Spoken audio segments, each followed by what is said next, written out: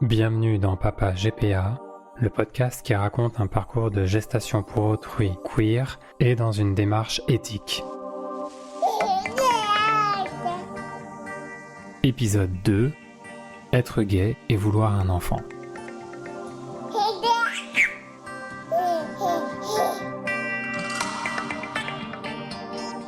Oh là là, dans quoi je me suis embarqué mon aube d'amour. Raconter une histoire aussi intime que celle de la gestation pour autrui qui t'a permis d'arriver au monde, tout en essayant de rendre le propos intéressant pour que d'autres personnes puissent écouter et mieux comprendre ce dont il s'agit vraiment. C'est difficile de trouver un bon équilibre. En tout cas, il faut bien garder en tête que mon propos n'est pas universel. Il est unique, dans le sens où je ne peux raconter que notre histoire à nous. Je dirais jamais que toutes les GPA dans le monde se passent bien. Ce serait faux, idiot et complètement irresponsable. Il y a en effet des gestations pour autrui qui se font dans des conditions mais sordides. Et il faut continuer à se battre contre les réseaux qui exploitent le corps des femmes de manière générale, comme on le fait contre les réseaux mafieux de prostitution par exemple. D'ailleurs, le Parlement européen vient d'ajouter à la définition de la traite des humains le fait de forcer une femme à porter un enfant contre son gré pour le bénéfice de personnes tierces. Mais on ne peut que se réjouir de cette nouvelle. Il faut tout faire pour protéger ces femmes qui sont exploitées. Par contre, ce que je dis, c'est que notre parcours à nous, celui grâce auquel tu es né, de par les choix que nous avons faits, l'attention que nous avons portée à certains détails et la rigueur éthique dont nous avons fait preuve, nous et les personnes avec qui nous avons collaboré, ont fait que notre gestation pour autrui s'est relativement bien passée. Et que donc c'est possible de le faire de manière respectueuse de toutes les parties impliquées, à commencer par la femme qui t'a porté, dont on reparlera bien entendu beaucoup plus longuement, car c'est quand même elle, la super-héroïne de cette aventure. Mais avant qu'on en arrive là, parlons de comment le désir d'enfant est arrivé pour nous. Pour une personne queer, ça n'a rien d'évident comme on va le voir. Et comme tu t'en doutes, quand ça arrive, c'est pas une surprise. C'est souvent des années de réflexion et de préparation. Pour nous, entre le moment où on a décidé d'avoir un enfant et ta naissance, il y a eu quasiment 3 ans. C'est un peu comme si on t'avait conçu en pensée et en espoir avant de l'être en cellule. Mais toujours avec autant d'amour dès la première seconde. En ce qui me concerne personnellement, j'arriverai pas à expliquer pourquoi, mais j'ai toujours voulu et su que j'aurais un enfant un jour. Aussi loin que l'on se souvienne, à la cour de récréation en primaire, pour moi c'était déjà clair, sans être une obsession. Quand je suis devenu grand frère, je me souviens même m'être dit « Ah trop bien, ça me préparera mieux ». Et puis mon job d'étudiant, c'était animateur en centre aéré et j'avais spécifiquement demandé les maternelles à la grande surprise de l'équipe de direction. Et je n'ai jamais douté, malgré mon développement en tant que gay. Je crois que j'avais une sorte de déni sur l'aspect pratique. Je me disais « On verra le jour venu, d'ici là, des solutions existeront ». Pour ton autre papa, il y a eu des hauts et des bas. Et puis il y a eu un moment où, avant qu'on se rencontre, il avait renoncé. Puis quand il m'a rencontré, il a changé d'avis. Mais la notion de renoncement, c'est quelque chose qu'on entend très souvent dans les témoignages de personnes queer sur la parentalité. Car avoir un enfant pour un couple queer, et a fortiori d'hommes gays, ça coule pas du tout de source. Parce qu'en tant qu'homme sans utérus, un acte sexuel ne nous permet pas d'en créer un biologiquement. Mais pas seulement. Le simple désir d'en avoir est compliqué, pour 2 raisons principales, il me semble. D'abord, on manque de modèles et de représentations de ces familles, qui donneraient espoir et envie à d'autres. Les films, les romans, les chansons, les tableaux, nos imaginaires collectifs sont quasi vides de familles homoparentales représentées de manière normale, anodine, sans que ce soit un sujet. Et cela a un impact très profond sur nous. On est culturellement programmé pour ne pas désirer devenir parent. La seconde raison est encore plus triste. Les quelques personnes chez qui ce désir germe malgré tout sont perçues avec beaucoup de suspicion, avec 2 niveaux d'intensité. Le premier niveau vient du patriarcat qui a relégué aux femmes uniquement le soin de s'occuper des enfants et de tenir le foyer.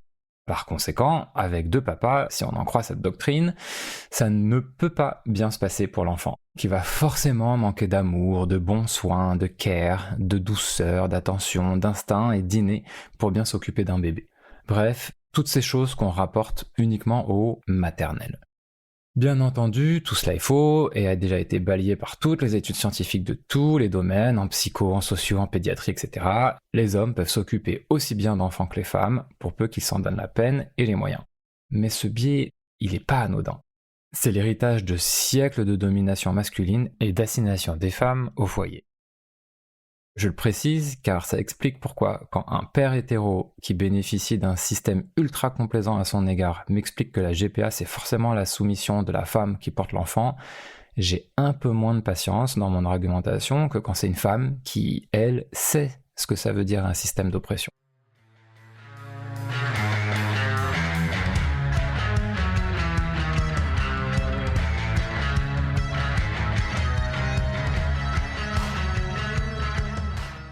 Et puis, il y a un autre type de suspicion envers les parents homo, et surtout envers les hommes gays, en tout cas c'est ce que j'ai constaté dans mon expérience.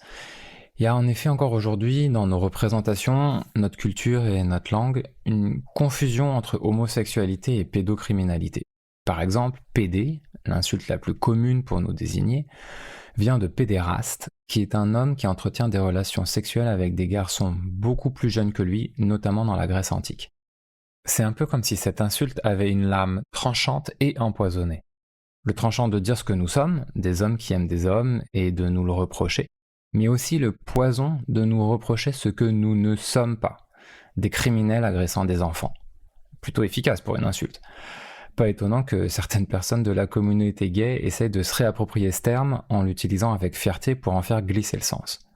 Mais ça c'est un exemple, mais on a de nombreux similaires et cette confusion est savamment entretenue par les personnes et courants anti-homosexualité. Donc quand, en tant qu'homme gay, on est avec un bébé ou un enfant, on sait qu'il y a un risque qui se forme dans le regard de l'autre. Et le pire, c'est que la personne se pensera bien intentionnée, en protection de l'enfant. Ce qu'elle ignore, c'est qu'elle a été programmée culturellement pour nous déprécier et se méfier de nous.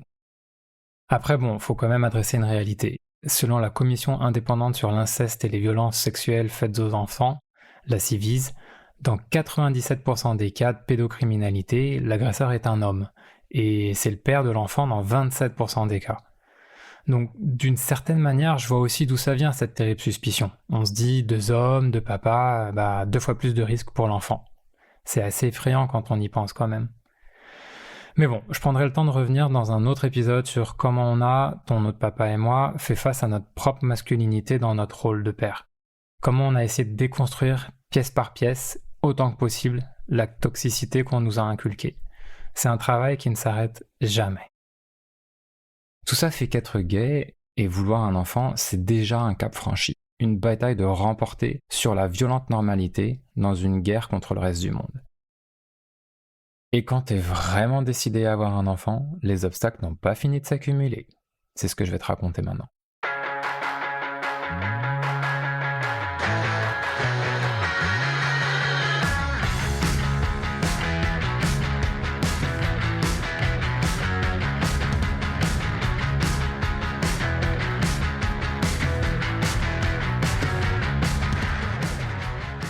Quand ton autre papa et moi on s'est dit allez on est prêt, on y va, on est bon, on s'est donné 1 an complet du 1er janvier au 31 décembre pour s'informer sur comment faire, quelles étaient les modalités possibles pour qu'on devienne parent. C'était en 2021. Et je vais te raconter cette année car elle a été déterminante dans la suite du parcours. En faisant les recherches de base, on a vite compris qu'il y avait 3 principales manières de devenir parent pour nous. L'adoption, la coparentalité et la procréation médicalement assistée, la PMA, et la gestation pour autrui. Alors il n'y a pas beaucoup de suspense, car tu sais qu'on a choisi la GPA. Mais au tout début, on n'était pas du tout parti sur ça. C'était plutôt l'adoption. Ça paraissait évident. On veut un enfant, il y a des enfants qui ont besoin de parents, c'est parfait. On s'est renseigné sur des sites, on a discuté avec des amis gays qui étaient entrés dans le processus quelques années auparavant. Déjà, il faut savoir que c'est seulement depuis 2013, et le mariage pour les couples homo, qu'on peut pleinement et entièrement adopter. Car fallait être marié pour cela. Avant ça, sans mariage possible pour nous, il fallait généralement prétendre être célibataire, mais du coup, l'autre conjoint ou conjointe, dissimulé, n'avait aucun droit sur l'enfant, ce qui pose évidemment problème. C'est seulement en 2022, donc très récemment, que ce verrou a sauté. Maintenant, tous les couples peuvent adopter, mariés ou non, hétéro ou homo. Pour adopter, déjà il faut un agrément. C'est un ensemble de démarches administratives, juridiques et des entretiens avec des psychologues et des personnes dont le métier c'est d'évaluer si le couple est apte à accueillir un enfant dans de bonnes conditions, y compris avec une visite du lieu de résidence. Alors, on n'en demande pas tant à des hétéros fertiles, mais bon, je comprends l'intention. Déjà que ces enfants ont un début de vie qui est difficile, faut s'assurer que tout se passera au mieux ensuite pour elles et pour eux. L'obtention de cet agrément nécessite entre 1 an et 1 an et demi. Pour nous, ça aurait été sûrement un peu plus long car on n'avait pas encore le lieu qui pouvait t'accueillir. Comme c'est souvent le cas d'ailleurs chez les hétéros qui déménagent quand la femme est enceinte, c'est un grand classique. Une fois l'agrément en poche, on est sur une liste d'attente gérée au niveau départemental. On nous disait que ça mettait en moyenne 3 ans et que pour les dossiers qui sont pas au top, ça pouvait être 5 ans ou plus. Mais au bout de 5 ans, on perd l'agrément et il faut tout refaire à zéro. Pour peu qu'on veuille peut-être 2 enfants, ça commençait pour nous à faire du temps très long. Alors, pourquoi ça met si longtemps ? En fait, il y a une commission départementale qui s'appelle le conseil de famille, qui se réunit régulièrement et qui attribue les dossiers en fonction de l'ordre d'arrivée, mais aussi en fonction de la qualité des dossiers. Et c'est là que tout se complique, car être gay est très souvent considéré comme un mauvais point. Dans certains départements, c'est même une raison suffisante de refus. En 2018, en plein direct à la radio sur France Bleu, la responsable du service adoption au département de Seine-Maritime balance tranquillou bibou que les familles gays peuvent adopter, mais uniquement des enfants dits atypiques, c'est-à-dire malades ou en situation de handicap, ou nés dans des conditions violentes comme d'un viol ou en prison. Depuis ce tollé, j'ai l'impression que la parole a commencé un peu à se libérer. Il y a eu de plus en plus d'enquêtes et d'articles de fond sur les discriminations à l'adoption dans toute la France. On a trouvé beaucoup de contenus qui convergeaient dans le même sens. Adopter en tant que gay, c'est souvent un parcours discriminant, humiliant et profondément injuste. Beaucoup abandonnent. Même le Conseil national de l'adoption a admis que, je cite, « la composition des conseils de famille demeure opaque et la place des associations à caractère religieux apparaît comme prépondérante. » Fin de citation. C'est quand même fou de se dire qu'on écoute les conseils de communautés religieuses qui sont condamnées pour pédocriminalité avérée pour se demander si un couple de parents gays ou lesbiens c'est bien pour un enfant. Ça frise la farce quand même quand y pense, parce que les statistiques sont ultra claires. Un enfant est beaucoup plus en sécurité avec une drag queen qu'avec un prêtre. Mais nous, avec ton papa, on s'arrêtait pas à tout ça. On se disait, si c'est bien pour cet enfant, ça lui permettra de vivre dans une famille qui peut l'accueillir et qui l'aimera beaucoup, etc., etc.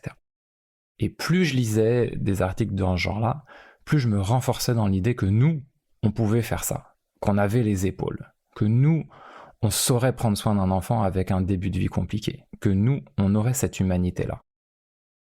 Et puis un jour, j'en parlais avec une amie et elle m'a dit qu'elle me sentait quand même un peu sous tension, qu'elle sentait de la résistance dans la façon dont je parlais de ça, que j'avais pas l'air serein. C'était vrai, comme si je voulais prouver quelque chose au reste du monde qui nous traitait comme des monstres. Et là, on marchait dans un bois en région parisienne, je m'en souviendrai toute ma vie. Elle m'a dit en substance, mais c'est quoi votre projet ? C'est un projet de parentalité ou c'est un projet d'aide à des enfants en difficulté ? Arrête de vouloir sauver le monde. Autorisez-vous à penser votre parentalité comme un couple hétéro de base le ferait, sans vous sentir obligé de faire preuve d'humanisme en même temps.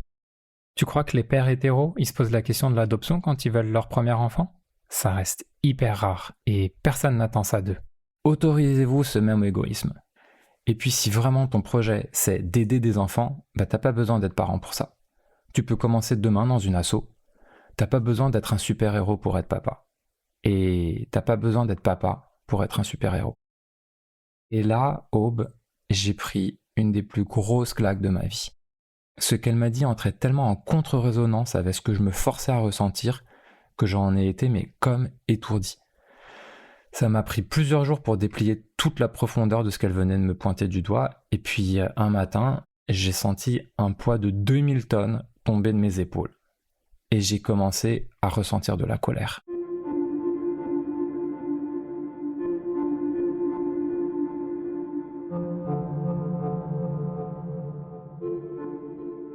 Alors, je te dis pas que c'est bon, que c'est sain ou que c'est juste, je te dis juste que c'est ce que j'ai soudainement ressenti.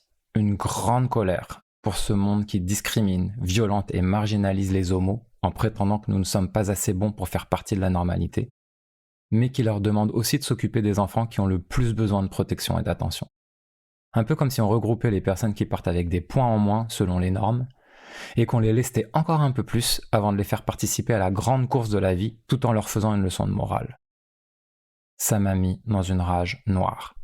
Cette hypocrisie, toute cette tartufferie dont les premières victimes sont ces enfants qui se retrouvent à l'intersection de ces différents systèmes d'oppression. Et j'ai fini par en arriver à la pensée suivante. Puisque le monde de la norme est si noble et valeureux, qui s'occupe lui-même de ses enfants blessés à la naissance. C'était dur et froid, et je crois que depuis j'ai fait du chemin par rapport à ça, mais à ce moment-là, c'est comme ça que ça s'est imposé à moi. Et j'ai compris que toute la détermination que j'avais avant, c'était surtout pour panser mes propres blessures provoquées par un système insultant et violent à notre égard. On vous prouvera qu'on peut être de bons pères, même avec les enfants que vous évitez. Tu vois le genre. Mais bon, on ne devient pas parent pour soigner ses propres blessures. Et une fois cela mis à nu, j'avais changé de perspective. J'en ai parlé à ton deuxième papa, il a compris. Lui, ce qui lui posait question, c'était surtout le côté intersectionnel, où l'enfant allait se retrouver dans une famille homoparentale, discriminée systémiquement, et ça allait s'ajouter à son héritage d'enfants adoptés, peut-être racisés, peut-être en situation de handicap, ou n'importe quel critère qui en font un enfant entre guillemets atypique. Bref, tout ce que le reste de la société te fait vivre comme un poids plus ou moins assommant. Il s'inquiétait que cet héritage soit lourd à porter sur nos épaules de parents, mais aussi sur tes épaules à toi, notre enfant. En conséquence, entre cette prise de conscience politique, ma soudaine colère, les craintes culturelles et les obstacles logistiques et temporels qui font qu'on aurait sûrement mis de très nombreuses années à avoir l'agrément puis un enfant, nous avons abandonné l'adoption.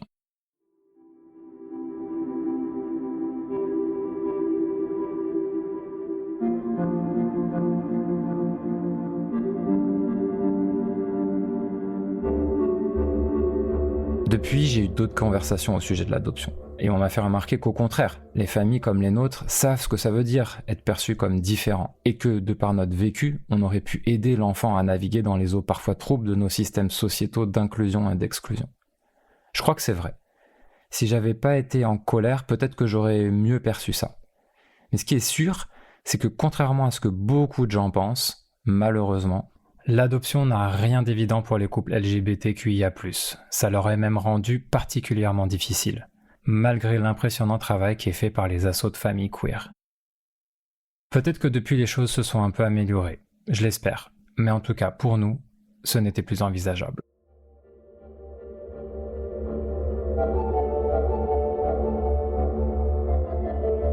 Du coup, on s'est penché sur l'option suivante, la coparentalité.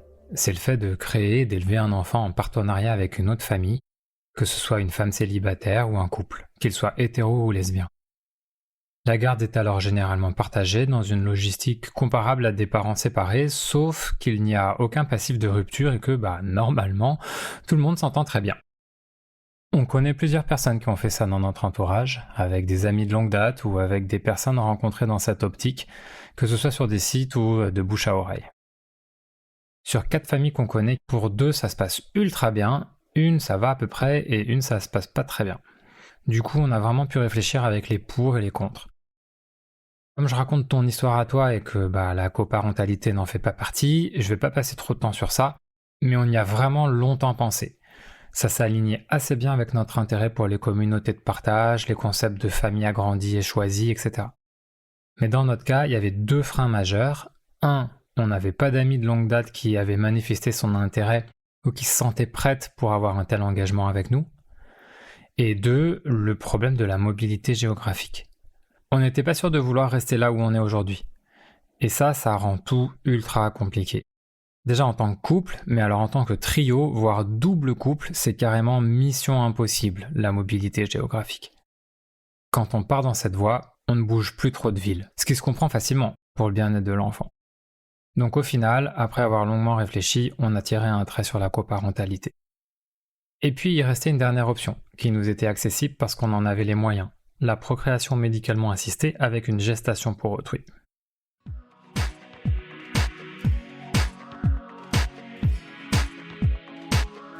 Qu'est-ce qu'on connaissait de la GPA au tout début, comment on s'est renseigné et comment on a fini par prendre une décision informée? Eh bien c'est tout ce dont on va parler au prochain épisode, où je vais brosser à grands traits les grandes phases qui composent une GPA, ainsi que les principales parties prenantes et partenaires.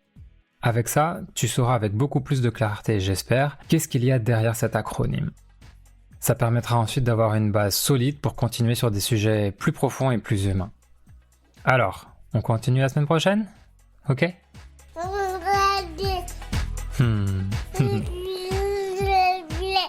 Non mais alors toi...